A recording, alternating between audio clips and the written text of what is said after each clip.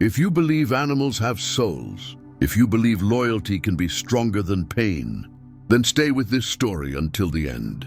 Because what happened on this frozen night changed one officer forever. The snow had been falling for hours, thick, heavy, relentless. It was the kind of storm that erased roads, swallowed sound, and made even seasoned officers think twice before stepping outside their vehicles.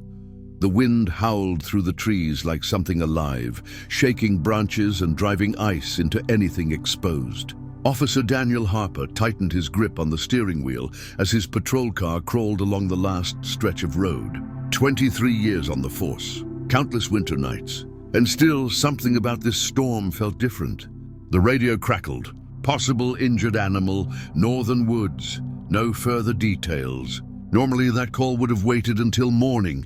Animal control, daylight, backup. But dispatch had sounded uneasy. Daniel pulled over where the road ended. Beyond it, only forest, dark, frozen, unforgiving. He shut off the engine. For a moment, all he could hear was the wind. Then he stepped out into the snow. Each step sank deep, boots crunching through ice and powder. The beam of his flashlight sliced through white emptiness, illuminating tree trunks and swirling flakes. Minutes passed, then more. Just as he considered turning back, the light caught something unnatural against the snow, a shape. Daniel froze. At the base of a towering pine tree lay a white German shepherd. She was barely recognizable as living. Her body was twisted unnaturally, fur soaked and matted with blood. One hind leg lay limp, clearly broken. Her breathing was shallow, each breath a visible struggle in the freezing air. She should have run. Any animal would have. But she didn't. One pale eye opened slowly and locked onto Daniel. There was no fear in it, only resolve. Daniel dropped to his knees, heart pounding. "Hey, easy girl," he whispered. The dog tried to move, tried and failed. A low whimper escaped her throat, not of pain, but warning. Daniel noticed something strange then. Her front paw was pressed firmly against the roots of the tree, as if she was guarding it. "Why are you still here?" he murmured. Snow had drifted heavily around them, but behind the tree, the ground was disturbed, scraped, packed down. Tracks, small ones. Daniel's breath caught. He reached for his radio. Static. No signal.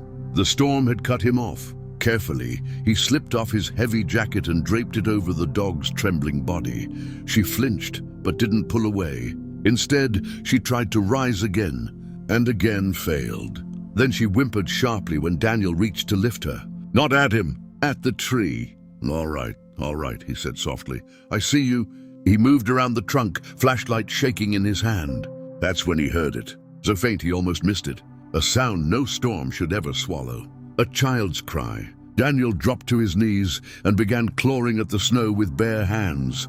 Branches snapped, ice tore at his skin. Beneath the tree roots, hidden in a shallow hollow, he found a toddler, wrapped in a soaked blanket, lips blue, eyes barely open. Alive, but fading. Daniel sucked in a sharp breath. "Oh my God!"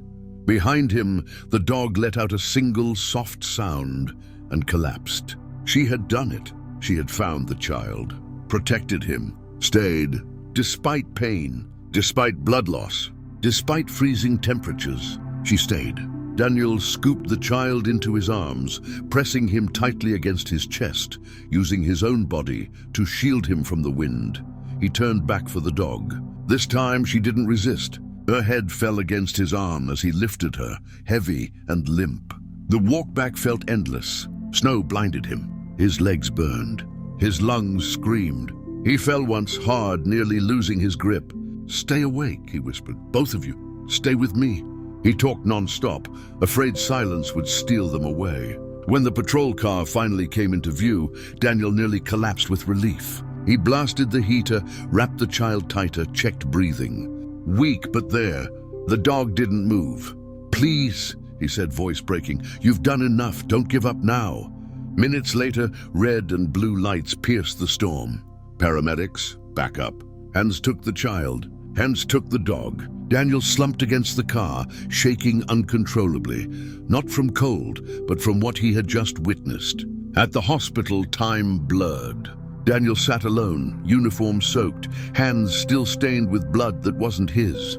A nurse approached quietly. "The child's stable," she said. "Severe hypothermia, but alive." Daniel closed his eyes. "And the dog?" he asked.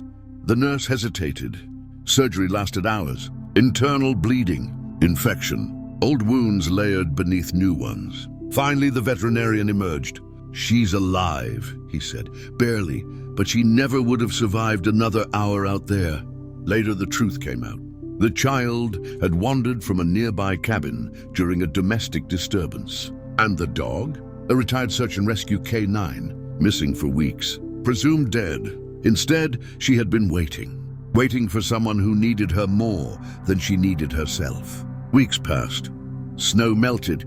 The world moved on, but Daniel didn't. He visited the child during recovery, brought small toys, spoke gently. And every few days he checked on the dog. "She's standing now," the vet said once. "Slow another time. Stubborn," they smiled. The day she was released, Daniel was there. The white German shepherd limped toward him, tail wagging weakly. She pressed her body against his leg. Solid, warm, alive. Daniel knelt and rested his forehead against hers. "You stayed," he whispered. He adopted her that day. Some nights, Daniel still dreams of the storm. But now, when he wakes, she's there. A quiet reminder that heroism doesn't always wear a badge. Sometimes it stays. If this story moved you, let us know in the comments where you're watching from. And if you believe animals are capable of true sacrifice, share this story with someone who needs hope today.